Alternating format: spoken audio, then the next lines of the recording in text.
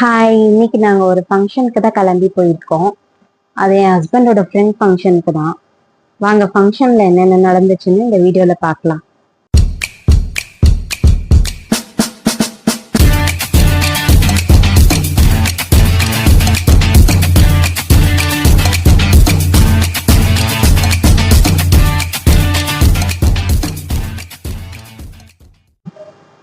நாங்க ஃபங்க்ஷனுக்கு போகும்போது ரொம்ப லேட் ஆயிடுச்சு.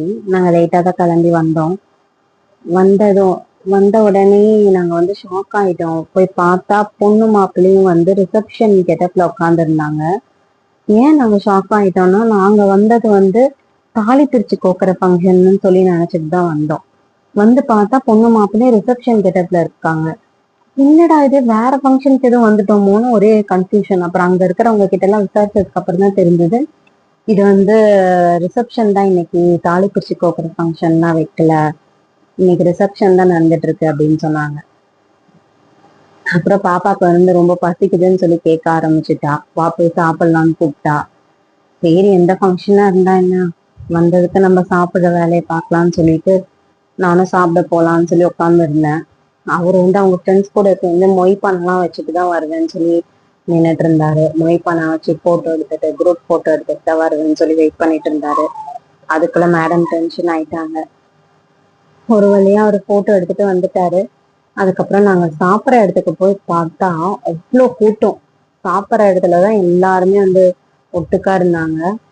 அங்க இடமே பிடிக்க முடியல. கஷ்டப்பட்டு இடம் பிடிச்சி ஒரு வழியா உட்காந்துட்டோம். இன்னும் இலை போடல. எங்களுக்கு இலை போடுறதுக்கு 15 மினிட்ஸ் மேல பண்ணிட்டாங்க. அது வரைக்கும் நாங்க உட்காந்து வெயிட் பண்ணிட்டு தான் இருந்தோம். அது வரைக்கும் பாப்பாவும் அவளும் பேசிட்டே இருந்தாங்க, 2 பேரும். அவ வேற ஐஸ்கிரீம் அங்க கொடுக்கறது பார்த்துட்டா. அதை பார்த்துட்டு எனக்கு ஐஸ்கிரீம் வேணும், இப்பவே வேணும்னு சொல்லி கேட்டுட்டே இருந்தா. அவளை ஒரு வழியா சமாதானப்படுத்தி, சாப்பிட்டாதான் உனக்கு ஐஸ்கிரீம் கொடுப்போம், அதுக்கு முன்னாடி ஐஸ்கிரீம் கேட்க கூடாதுன்னு சொல்லி உட்கார வச்சிருக்கோம். அதனால அவளும் சமத்து பாப்பாவா சாப்பிட்றதுக்கு உட்காந்துருக்கா. ஒரு வழியா இலை போட்டாங்க. அதான் அவ சொல்றா, இலை போட்டாங்க வாங்க சாப்பிடலாம்னு சொல்லி கூப்பிட்டுட்டு இருக்கா. இப்போ இலை போட்டுட்டாங்க. இலை போட்டதுமே தண்ணி தெளிச்சாங்க. அதை தொடச்சிட்டு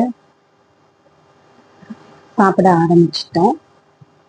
ஃபர்ஸ்ட் எப்பயும் போல உப்பு வச்சு ஸ்டார்ட் பண்ணாங்க. நல்லா செம்ம விருந்தா இருந்ததுங்க. சூப்பரா இருந்தது டேஸ்ட். கூட்டு, பொரியல், வடை, பாயாசம், அப்பளம், பச்சடி, பிரியாணின்னு சொல்லிட்டு அசத்திட்டாங்க. பிரியாணி மஷ்ரூம் பிரியாணி செம்ம டேஸ்டா இருந்தது. பாப்பாக்கு ரொம்ப பிடிச்சிருந்தது மஷ்ரூம் பிரியாணி. அவ வேணும் வேணும்னு கேட்டு கேட்டு சாப்பிட்டா. அது இல்லாம எனக்கு இங்க டிஃப்ரெண்டா என்ன இருந்ததுன்னா, இங்க மூக்கனின்னு வச்சிருந்தாங்க. முக்கணிகள்னு சொல்லுவாங்கல்ல, அந்த மாதிரி 3 பல வகைன்னு வச்சிருந்தாங்க. மாப்பலா, வாழை 3மே இருந்தது. அது கொஞ்சம் டிஃப்ரெண்டா இருந்தது. நான் போன இந்த விருந்துக்குன்னு அந்த மாதிரி வச்சது இல்லை. இந்த விருந்துலதான் அந்த மாதிரி டிஃப்ரெண்டா வச்சிருந்தாங்க. அந்த 3 பழமே கலந்து வச்சிருந்தது எனக்கு கொஞ்சம் டிஃப்ரெண்டா ஃபீல் ஆச்சு. அப்புறம் பாயாசம் குடிச்சிட்டு அவங்களுக்கு ரொம்ப ஃபேவரட்டான ஐஸ்கிரீம் செக்ஷனுக்கு போயாச்சு. அவங்க ஸ்லைஸா அழகா பெருசு பெருசா கட் பண்ணி வச்சாங்க.